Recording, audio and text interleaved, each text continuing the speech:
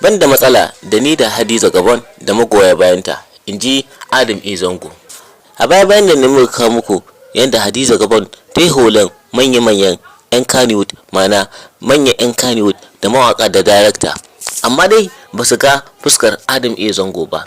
Yadda ta dinga nuna manyan aktoci da mawaka da daraktoci, amma ba ga hoton Adam A Zango ba.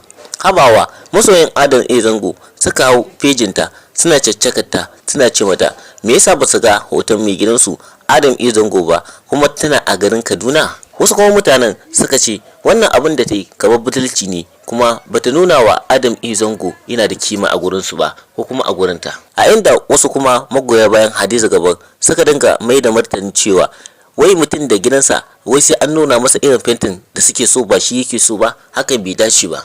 Hakanan rikici idan ka barkewa tsakanin magoya bayan su. Amma yau da safe Princess Adam A Zango ya fito a social media, a inda ake tambayarsa shin ya san me yake faruwa a social media, sai ya wani murmushi, sai ya kare baki yake cewa wallahi da safe ya bude wayarsa sai ga wannan rikicin, amma shi wallahi ba shi da matsala da Hadiza Gabon da magoya bayanta.